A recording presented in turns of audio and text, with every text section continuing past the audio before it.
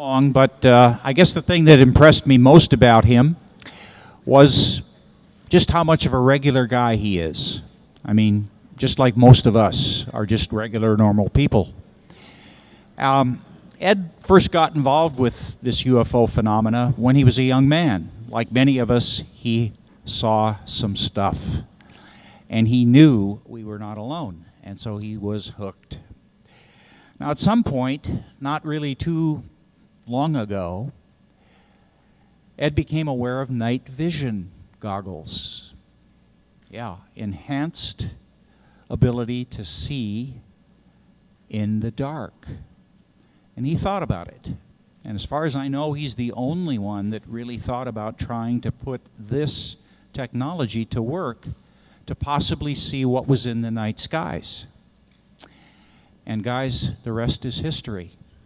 Because Ed can go out almost any place on the planet, almost any night, anywhere that there are clear skies, and he can show you UFO activity. It's almost Grand Central Station up there, okay? That's how much activity and coming and going there is really up there. Guys, we're in for a treat. Please welcome Ed Grimsley.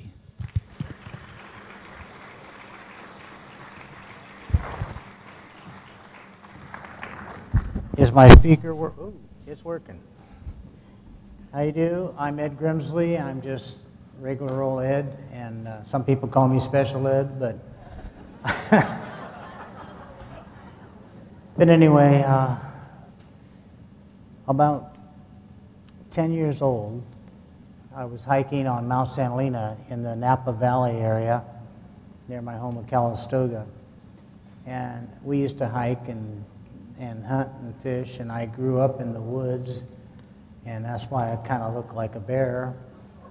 But it's amazing when you go out someplace and you don't expect to see something, and you're looking out, and somebody says, a flying saucer, and you turn and you look, and you're 10, 11 years old, and here comes a giant saucer, and it pulls up, and it's off the tip of the mountain about 200 yards away, and it just pulls up and sits there, and you're holding still and you're looking at it, and my father's saying, don't move, it's a UFO. And I says, I know, and then another one pulls up and comes in behind it, and it stops, and they're both just sitting there, and I'm, kind of stupid as a kid, haven't grown out of it all, but in turn, I put my hand up, and I took my hand like this, and my dad said, hold still. I says, they know we're here. And I went like this, real slow. I didn't want to get shot for thinking I had a weapon, When I looked and did that, my dad says, hold still, damn it. And the front one that came up first, it just sat there, and the other one that it came up, when I waved and did that, it went like this. And my dad says, I'll be damned. And then a split second later, the first one went, gone. The other one stayed for a second, gone. And my dad looked at me, and I looked back at him. He says, are you going to tell people about this? And I looked at him, and at 11 or 10, I said, only those people who will listen. And my dad says, I don't know if we should talk about it. They're going to think you're crazy. And I says, that's okay. Well, I told a few people, got laughed at, got ignored. They thought, oh, Ed's, one of those special kids that needs help. So I went on, and I always knew they were there, but what they were doing, who they were, are they part of the God system? Are they part of what created the earth, or controlling the earth, or are they exploring the earth? Did they bring us here to start with and checking us out to see if we're being good? I don't know. But when I was 16 years old, I was at a hunting camp. And we were getting the camp ready for deer season. And it was a Thursday night, and deer season would start Saturday morning.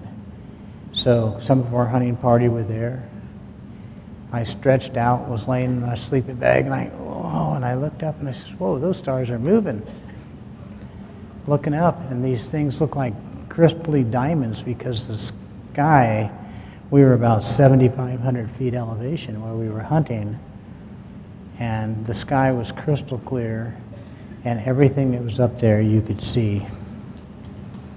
These craft were coming together on head-on runs like this, 2 and 3, flying through each other, firing as they got near each other, blowing each other up and passing on by and firing out the back at each other. And I'm going, oh my God, I'm not dreaming this, you know? And I started yelling to everybody in the camp and everything. I yelled, Dad, get out here. There's a bunch of spacecraft overhead and they're fighting with each other. My dad says, shut up and go back to sleep, you're dreaming. And I says, no, Dad. So he crawls out the tent and he rolls up onto his back and he looks and he goes, holy crap. He said, that's for real. And so I yelled to the campsite that was next to us. And the campsite next to us was yelling back.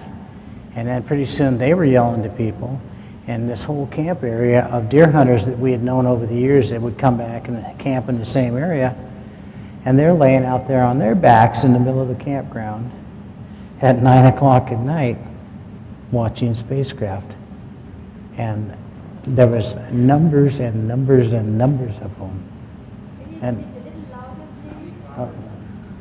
maybe if is that louder? Okay.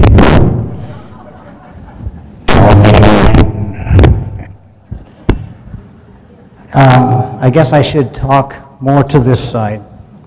So, anyway, these craft were literally flying in an air battle, like as if it was a Star Wars movie that hadn't been thought of yet. And you would see 2 or 3 coming from one direction and one with another group, and one get blown up and the other one break and try to get away. And they'd go chasing him and firing on him, and he'd be firing back. And after about an hour and a half, my dad says, well, I'm going back to bed. And I go, what? You can't go back to bed. Oh, the Armageddon battle or whatever's going on. He says, no. He says, I don't know who they are. I don't know what they're fighting about. And my .270 deer rifle won't reach them. And he says, you have to get up and go to Reno with me tomorrow to get groceries and supplies, so I'll be taking you with me. And I go, okay. So I stayed up that whole night, and I started being really intelligent, and I started counting how many I saw blow up, and boom, and they're gone.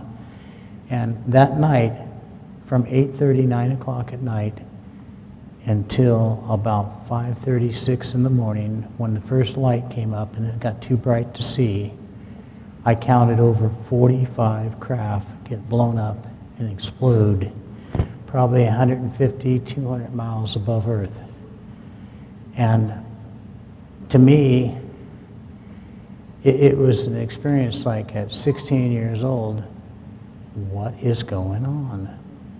And that made me think the whole day, who am I? Who are they? My dad called the Air Force Base because I was jamming on him. Dad, you got to call him. He called, and the first guy that answered from Reno says, well, yeah, we've had a whole bunch of reports about that kind of something going on. And he said, I'll put you through who handles that. And he put him through to who was handling it. And that guy was a total nerd. He was a professional idiot. And he gave my dad a bunch of crap and talked to my dad, and my dad says, you're doing nothing but lying to me. And he says, well, it's probably meteorite showers and that. And he says, well, the other guy said there was a bunch of reports of that. And he goes, what did he say? And so I argued the point. My dad said, it's my dime and I'm not wasting it. So he hung up on the guy. And all my life I knew that when I was small I saw those, and if you told people about it, they thought you were crazy. Now, when I'm 16, how do you go tell people that you've seen 1,000 craft that night and 45 of them blow up? Well, you got witnesses. Problem is, when you go to school and you tell your best friends, I saw this big battle and they were blowing each other up. They, yeah, good, thanks, Ed. Glad to know that. Well, anyway, I told my science class, because, you know, science class, science teachers are supposed to be scientists. Well, I got a bunch of guff out of them, laughed at.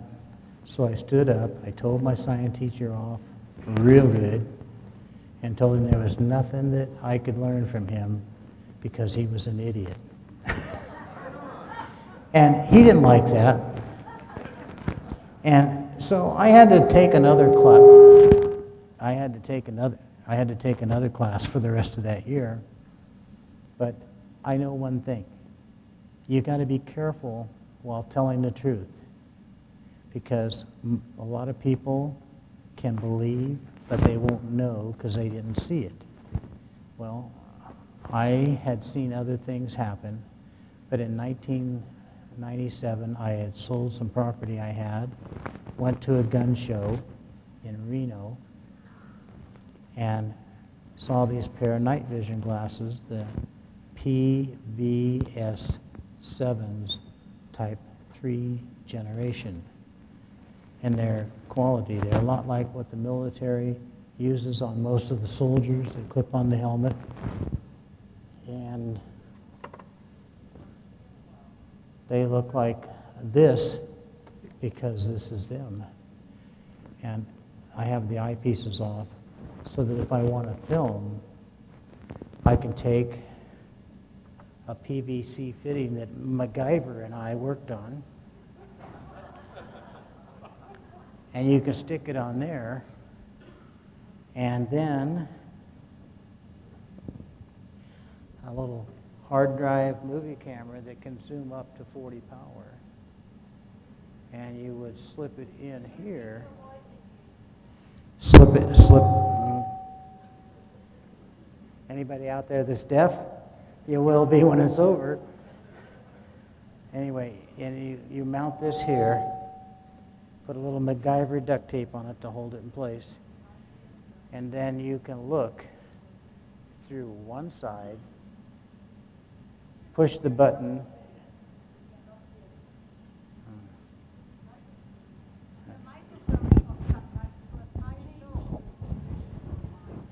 technical help.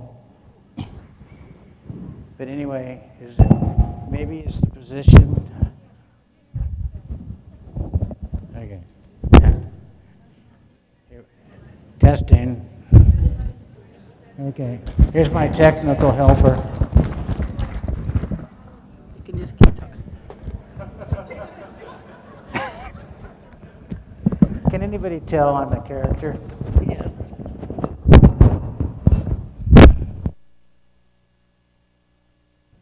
Okay. So anyway, by hooking this in, that'll work. Good job. I don't care what they say about your work, you're all right. Now, putting this PVC fitting on here and grinding a little spot here and there to make it fit part of the camera, you can slip it on there, get it fitted in, and then you can turn the camera on standby. And when you photo, you just reach up and push the button on the camera and fire it up to record. Fire it again to standby. And then you can get some real good pictures.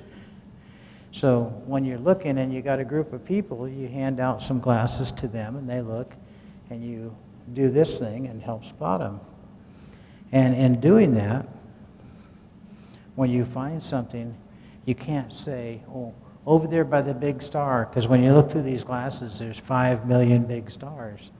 So you carry a laser and you point, and when you point, the laser guides you right to the craft or the target. And what's so funny is that sometimes they'll respond to getting hit with a laser and they'll dug out of the way. I'm just glad they don't fire back. So, and when this happens, the people that are with you can pick up and find them right away. So by picking up and finding them right away, it makes it quick because, see, there's types that will cross the sky from as miles away to as far as you can see the other way, and some of those spacecraft can pass in 5 to 7 seconds just and be gone. So you got to be quick on it and see it. But you're also going to see heaps and heaps of airplanes, birds, bats, moths, and they're going to flutter by and get you excited. You'll see something and you, oh, that was a bird. And by teaching people the right way to use these, and what I've been doing for 12 years, you can go out on any night that it's a clear sky and you can find UFOs, birds, bats, bugs, satellites, and it's pretty amazing. And you'll see some things that you're not going to believe. Now, one of the things that totally scared the hell out of me, and I don't scare that easy, I'm kind of a bad hombre, but I was out and I had my German Shepherd with me in the front yard of my construction place, and I'm looking out and everything is fine, and my dog is standing beside me and I'm just looking out with the glasses and looking up, and my dog starts to growling because he's nocturnal, he's got night vision, he doesn't need a pair of glasses. So anyway, I hear him just really getting upset more and more, and I look down with the glasses and I see where he's looking, and he's like this, looking out. So I go like this and I look out, and here's this thing that looked like a human being with a cape fluttering behind it. And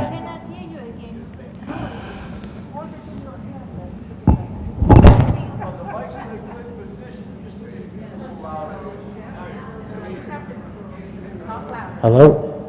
Is this better? Okay. It's good to have a bit. You know, they're going to cut your lavalier mic, and then they're going to raise the sound on your handheld mic. So use the handheld mic. am I here?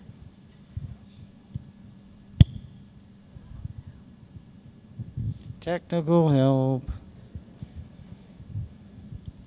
Do we have to squeeze down? Just keep talking into it so they can do a sound check. Hello? Hello? Anybody home? Are we all right now?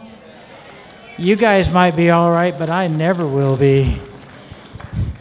So now, what you've got is this thing is flying out there. It's about 300 yards away, and it's got its arms out in front of it or whatever they were, and it looks like a Superman flying, and it's got this cape dangling behind it, waving, and it's going about the speed of a bicyclist along the road, 15, 20 miles an hour. And I'm looking and I'm going, oh my God, what in the... And my dog is going, "Rrrr." And it looks over at me, and it turns its arms like this, looks at me and turns its arms, and then it's like its arms are directing it, and it starts heading over and down at me. And I said, come on, Duke. And and Duke and I hit the door of my house. We slammed on the lights. We had all the doors locked. We had the 12 gauge ready to go, and a 350 Magnum, 357 Magnum, and I'm sitting there, and Duke goes by the front door, and I go, come here, come here. And he's going, "Rrrr." And I left all the lights out, and I'm sitting there with my night vision glasses to see what's coming in the door. Well, I spent about 3 hours awake before I finally gave up and fell asleep, and it never came in, and I don't know what it was doing outside, and I don't care. And later, I talked to Tom about it, that's with the Nori show, the engineer. Right into it? Okay. So, are we okay? Okay. Maybe I could just put it in the corner of my mouth. But Tom told me, well, that sounds like Mothman. And I said to him, Tom, what is Mothman? And he explained, it's this creature that's been rumored and talked about, and it's a human-like body, has a cape, and it can fly around, and at some place there was a farmer somewhere that had one in a tree, and he shot it, and it had green blood. Am I glad I didn't have to shoot it? Could you picture up cleaning green stuff out of your front room? But anyway, that was a scary experience. I've seen flying saucers from when I first got the glasses to right now. I've seen them come by me 500-600 feet above me, and you couldn't see them with the naked eye, but you caught a glimpse of them with the glasses, and then you followed them. And I'm going to tell you, there's different shapes, different sizes, but they're totally beautiful. It's awesome. I wouldn't mind having a couple of rides in one. So there's people here in the audience. I can't see because I'm a deer in the headlights here. And if you guys could stand up that have the night vision glasses. Hold the mic closer. You got to hold that mic right straight, not to the side. No. Right there, right there. Right there. I wish they had told me this earlier. Okay, over here. Announce yourself real loud because your mic is broke. Guys, you're here. From Maryland, came out to join Ed with his night searches, was inspired by his talks on the radio. So far I've seen some things, and I hope while I'm out here to see much more. And they'll be part of the people helping you on Night Watch, Sky Watch. When we come out, you'll be meeting them. And this fellow right here is a dentist. His name is Gary, and he can introduce himself. Now, Gary, yell really loud, Gary. My name is Gary Fredrickson. I visited Ed. I saw 3 do this. Obviously not satellite, so I got it there. So I'm here to help out. Yeah. So you see, Gary and them are just a couple of people that prove to you that I'm only half crazy. Okay. Now, Gary and I and about 5 people that were at the Skywatch had a really interesting and great experience. I had seen it before and never able to film it because I had a camera off and was letting someone else see it.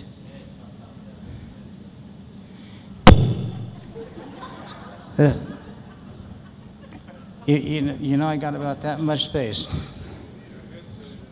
Yeah. So anyway, in turn, Gary was sitting on a chair looking through my goggles. He says, Ed, you might want to film this. And I looked up and he says, there's 3 big ones coming in.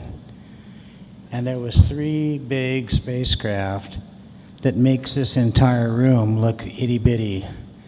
And they were flying in a diamond formation coming in from deep space. And I would say they had probably 1.5 miles between them. And there was one on the tip, one on the right corner, and one on the left corner. And they were coming down from deep space. And they shallowed out closer to Earth, and they came overhead about 150 miles high. And I videoed it.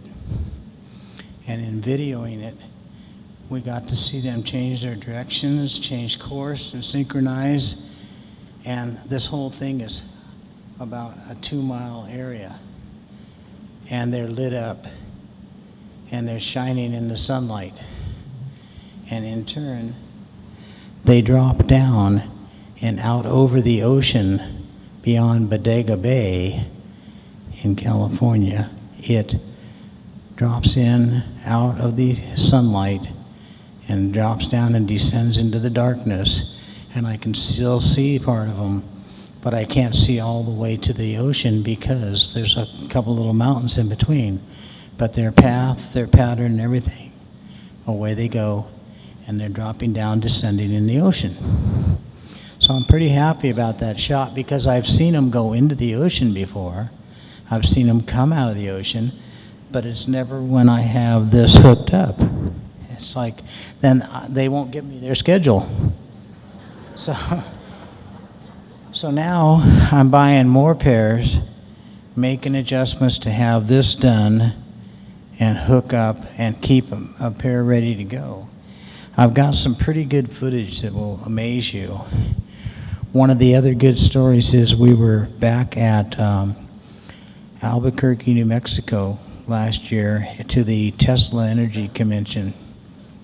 And there's people here, I think Steve that is here, and a number of people were there. And we had like 30 people standing out around the pool of the resort that we were staying at. So we brought the night visions out and set up a video camera on one, set up a big screen TV. And when we did, we had a big mothership flying about 200 miles up above us, flew in, came to a stop, and let craft out to go on patrol. And I was yelling, hey, the big mothership. And George Gavori was holding the camera and filming it. And George saw the big ship, but thought it was a big star. And so he's looking all around it. So then he catches up as they're going out. And today you're going to get to see 7 craft flying out of a big mothership as they are about 150 to 200 miles up, and they fly out and they exit in formation, and they are gone, and they are real. And that's one of the things I'm going to show you, okay? Is the video person ready back there? Can you turn on the disc and give us that, the one with the out of the UFO wars? Hello? Can you kill these lights down, or? There. 4 of them. 4 of them. There's 4. Yeah. Yeah, take the laser off. Whoa. Take the laser off. Take the laser off. That's the wrong film. They're making a look at 2 are separating. They're going. The 2 are squadroning This is over. on my website. And Hey, it's hey, these just don't some exist, you footages there. guys. So I we're don't know just how all we seeing got the that. same thing, okay? Yeah. There. The one that's on there says UFOs, and it says squadron. Play the part that says squadron, and it'll show the ones that are flying out across. And whenever you want to, just start and I'll go along with it. There we go. This happened in Albuquerque, and you'll see some come out, and these are spacecraft. Fly, there they come.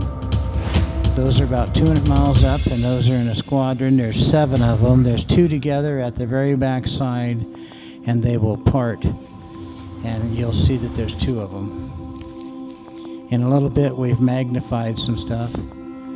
And right now, they're getting ready to part the 2 back ones.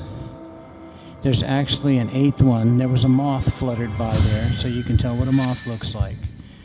See the 2 back? The 2 back ones on the left are going to separate a little bit, and these things are doing about 30, 40,000 miles an hour across the sky. And here it is, magnification. That is a fleet of UFOs. So now, believe me or not, you've all seen some UFOs. Okay. Thank you. I'm going to move now. Now, This right here is some very beautiful footage, and if you believe me, you're seeing the real thing. And they're flying out of a big mothership and have left, and they're flying out to go on patrol. And when I tell you that the skies and our Earth is being patrolled, that's because it is. I got no reason to come here free and tell you a lie. That scares me because I know that the government's been lying to us for a long time. And thank you. That's part of a movie that a little DVD that Jose. Now, can we see some of the raw footage? The next one in line. We might as well go ahead with it now, so that people will think I'm telling the truth.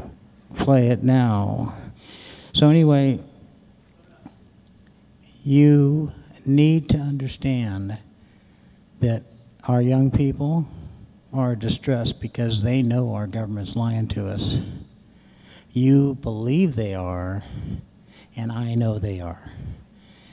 And if you don't get in line and put your hands together and tell each other what's true and stand up for your rights, in a short time you're not going to have... At UFO show in San Jose, showed him spacecraft because I told him I could. I got it right there.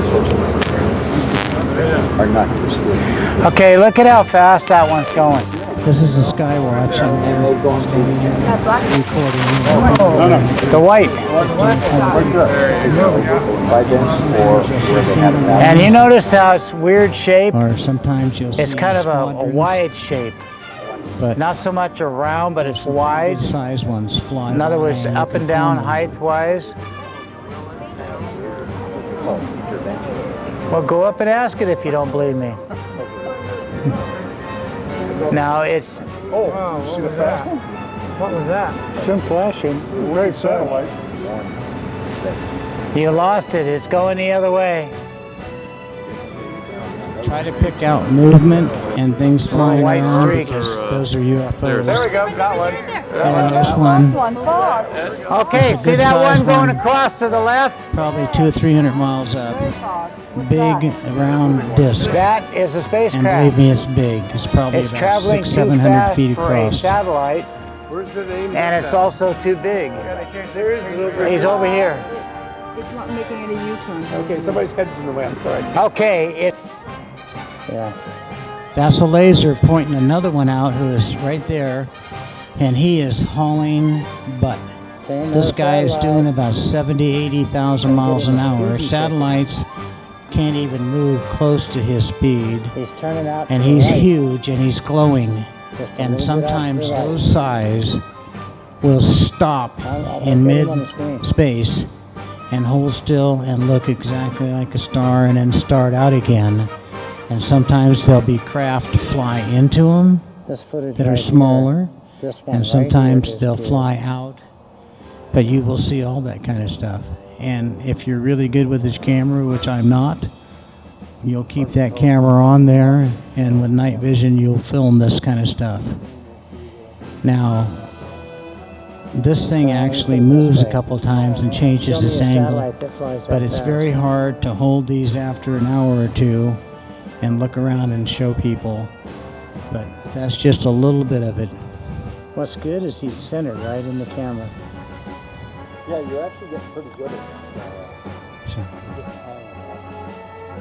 you know, in probably 5-10 years, I'll have this down. That's a laser pointing it out to some of the people in the group.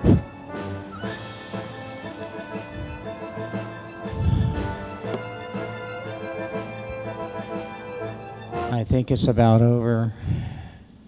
Yep. Hey, thank you very much for that, guy.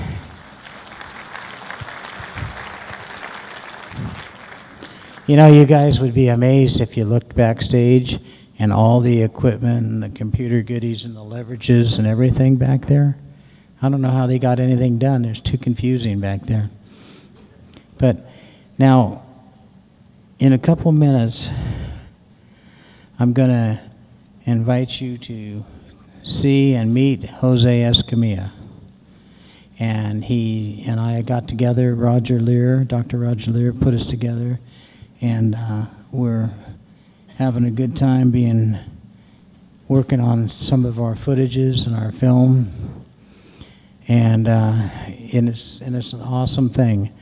But reason why we have a lot of problems with society right now and not being told the truth and being lied to by NASA, I know so much more than I could sit here and tell you. I have people that are retired and heads of NASA that come to me and secretly talk to me and let me know what's going on. And I can't tell you their names, and they don't want to lose their retirement. I have a general that was in the military. And on this thing, there's a lady that is Earth Defense League, and her husband, Mark, was a pilot flying back engineered spacecraft and then tried to quit. That's like trying to tell the mafia you don't want to play anymore. So they framed him for murder. He's in prison doing life, and she's trying to get him out. And he can't talk about what he did for the United States space program and the fleet that's flying and defending Earth. And there are missions going out into deep space. There's battles going on out there. And when you see battles go on inside of the Earth's realm, is still in space, when those things get blown up with each other, the debris continues in space until it slows up and drops in, and it's like a piece of meteorite or space junk, so you're never knowing the difference. And I want to tell you, I think there's some evil things going on, and I think they're trying to control you every corner they can, and I'm just hoping that the good side wins.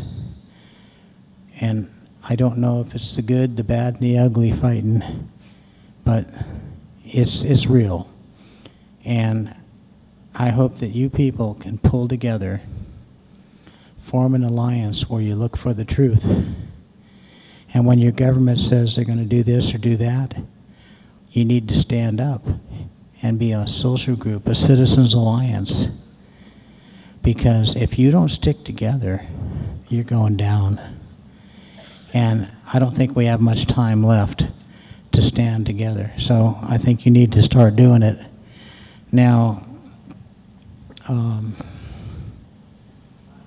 there's just crazy things happening to you. When the President of the United States says that the Constitution and the Bill of Rights is just a damn piece of paper, I think they should have drug him down the hallway, beat on him, and put him on trial for treason.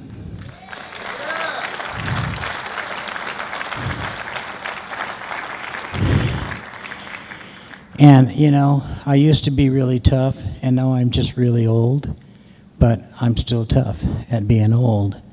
And I personally would like to get George Bush in an ultimate fight ring and kick the crap out of him, because what he's done to our country and our world is totally wrong, and we, the people, did not stop him soon enough, and now we're paying for it. And rather he is a Nazi, a New World Order, or just a total retard, idiot, he's still what he is. And you know whose fault it is that he got a second term? Or the computer that jammed the election.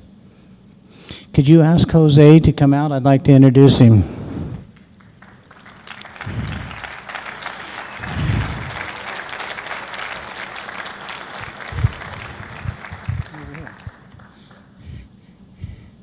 I like this.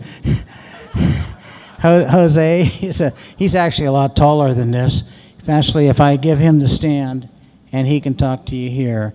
And Roger Lear, he introduced us and said maybe we could work together. And I had a lot of knowledge, and I had some things, and this guy he has so much knowledge and wisdom. Well, he's much older than I am. Yeah. But I want to turn you over to Jose because I could pick on him all day. Here you go. Thank you. Thanks, Ed. Testing, testing. Can you hear me okay out there? The mic. Did I do okay? You did very good. All right, we're kind of running out of time, but what I wanted to do is Ed came on board. Roger introduced us. I'll never forgive Roger for introducing us. All puns intended. No. Ed stepped up to the plate when I needed funding for my film, and he was one of the first guys that came on and said, you know what, I think the moon rising film is valid. It's a valid project, and I'd like to get involved. So he became one of my executive producers on it. I want to applaud him, you know. It's hard to get people involved when you're a filmmaker, especially if no one believes in the phenomenon that you're presenting. So, you know, I give him props. And plus, you know, he has some very interesting phenomenon going on up in space. And anyone that's seen his UFO Wars DVD or has gone sky watching with him will, you know, you can verify. I mean, George Noory did not even think it was real until he saw him with his own eyes. Some major celebrities that he's shown UFOs to, and you know, he's done the gamut. So I really applaud him for that. But the reason I'm here is I want to give you guys a sneak preview of the first opening minutes of my film Moon Rising, which will be finally released in mid-March.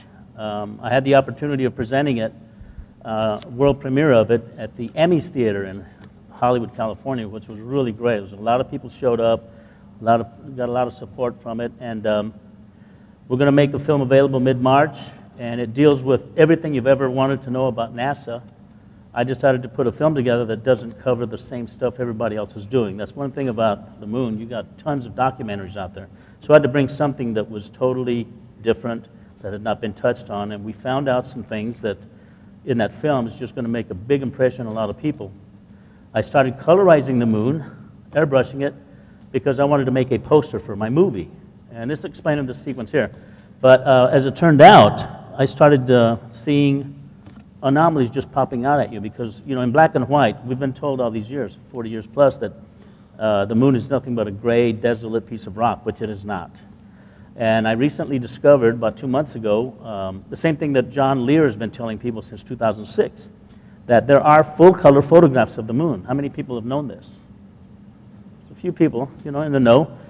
And what I've done is I immediately, as soon as I found this website, I downloaded over 3,000 photos. And I'm talking high-resolution, big photos. Towards the end of this sequence, you're going to see some full-color, natural color of the moon. And I'm planning to do a large-screen format film. I'm calling it The Planet Moon. You can go to theplanetmoon.com. You'll see what's there. But this is going to be a full-color presentation of the moon for the first time in the history of us. That NASA has not, you know, they didn't bother to tell us that there's full-color photographs. They just said, well, this is what it is. It's black and white. All right, so I'm going to go ahead and let them start the tape and enjoy. This is part of Moon Rising. Thanks. Thank you. On January 25th, 1994, the deep space program science experiment known as Clementine was launched from Vandenberg Air Force Base. Clementine was able to deliver more than 1.8 million digital images between February 26th and April 22nd, 1994. These images were quickly accessible to the general public on the World Wide Web. In 1994, President Clinton cited the Clementine mission as one of the major national achievements in aeronautics in space. By going to the Clementine Lunar Image Browser 1.5, you can find many images that have been smudged or blurred to keep you from seeing what is there. Click on the desired resolution section and choose 1 pixel equals 1 kilometer option.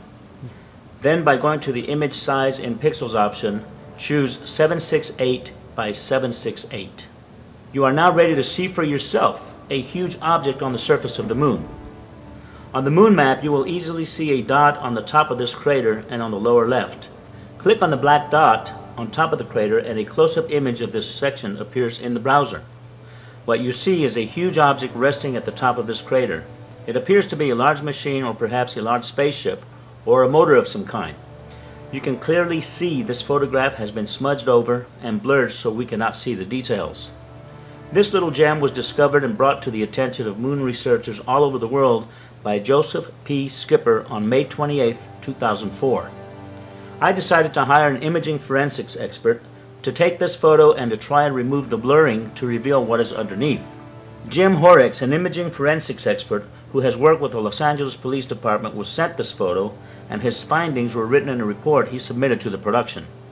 First of all, the astounding measurements he made reveal an object that is 10 times the size of Los Angeles. 10 times the size. This in itself is an incredible detail about the size of this object. By using Adobe Photoshop and some of the filters available within the program, we were able to see more of the details that were lost due to the blurring applied by whoever did this for NASA and the Clementine mission archives. This enormous object seems to be some form of a machine or possibly a spacecraft. In all the enhancements made independently, it appears there may have been what appears to be a giant humanoid wearing a jumpsuit and possibly working on the front portion of this contraption. This may or may not be a giant humanoid. Perhaps the shadows seem to reflect something of a human form. We will never know until NASA releases this photograph unblurred and with the clarity available for us to see. By clicking on the new lunar map now available, you will now see that the same crater is available for viewing in all its clarity. There is no object there anymore, and there is no smudging of anything near or within the crater. We have to ask ourselves, if there is nothing on the moon that suggests alien moon bases, strange structures, machines, and possible civilizations thriving there, then why has there been a deliberate tampering of these and thousands of images we will present here in this film? One of the many challenges I had to deal with in making this film was how the structures on the moon were to be presented. Unfortunately, most of all the Apollo and orbiter photos are black and white. Many photos are in low resolution, so zooming into them for a closer look causes the photos to blur and become pixelated, making it impossible to see details of what's on the surface. While I was designing a poster for the film in Photoshop, I decided that I did not want a black and white photo in the background of the poster. So I decided to color the background image I was using so I would have a full color poster for the film. I took some full color aerial photos of landscapes that closely resemble the distances of the moon's surface, turned them into black and white photos, and compared them to the moon photo I was about to airbrush.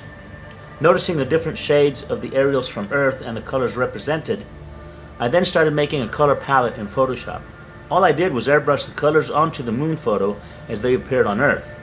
But the structures and other objects on the moon revealed themselves. I was so overwhelmed at the results, I have now colorized over 247 photos. Now that I had come up with a format and a routine for colorizing the moon, I decided to gather the most famous Apollo moon anomaly photos that researchers from all over the world had been presenting for years and decided to colorize them. This is one of the many original NASA photos that has some very unique anomalies, especially here in this area. This is what it looks like after we bring up the contrast to eliminate the brightness applied to distort the image. And this is what it looks like after applying my colorizing process to it. So remember, these are colors and tones I used from Earth photography applied to the moon's surface. With Earth colors applied, you can see all the details with depth perception as never before. By painting the moon with Earth colors and tones, we can now see what has been there all along for us to view.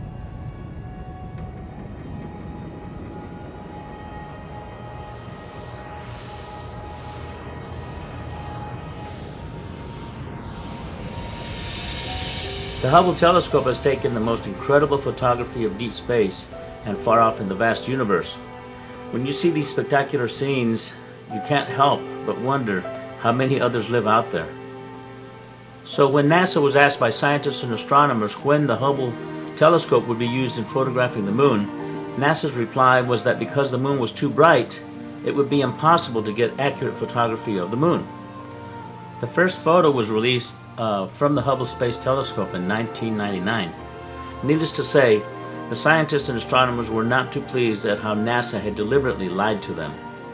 When I heard about this photograph, I thought for sure we would see the moon in full color. But of all the photos taken by the Hubble telescope of the moon, they are in black and white. After colorizing all these photos, you can't help but learn the moon's layout. After all, it is a small planet compared to Earth. Prepare yourself for an incredible expedition as we now take you back to the moon on a voyage filled with mystery and secrecy.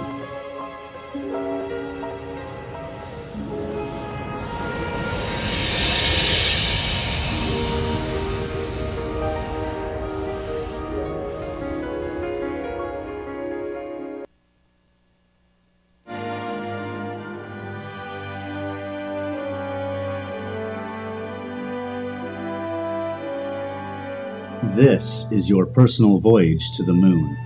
Join us as we venture to what may be the closest inhabited planet near Earth.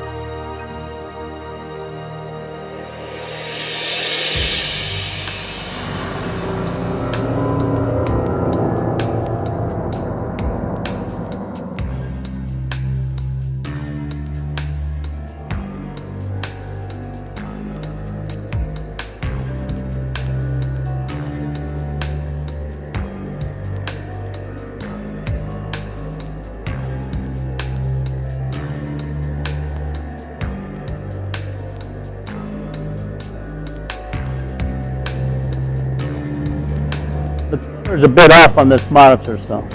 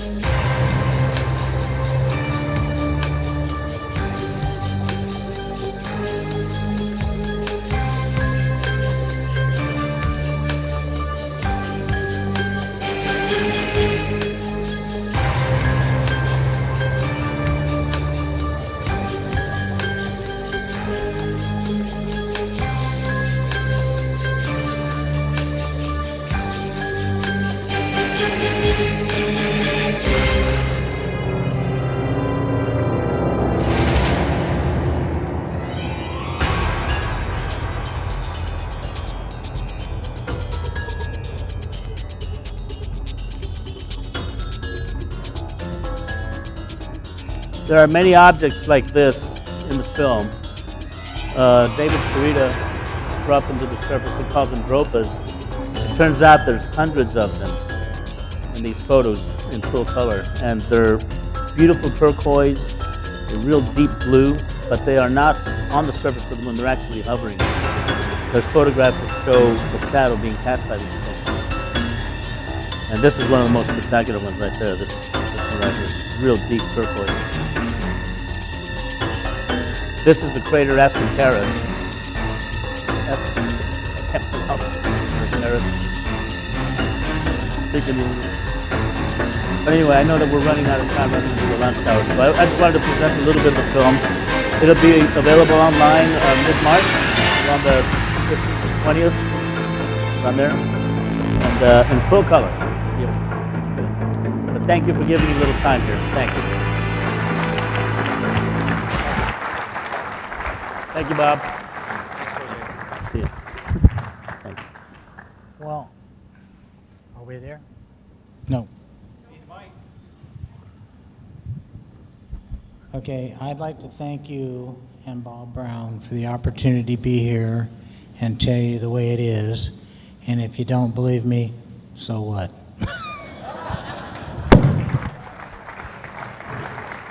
Thank you, Ed. Thank you, Jose. Thank you. All right, we're going to take a little bit of a lunch break right now, and those of you that want to participate in the meet and greet, if you want to pick up a lunch sandwich or whatever at the snack bar,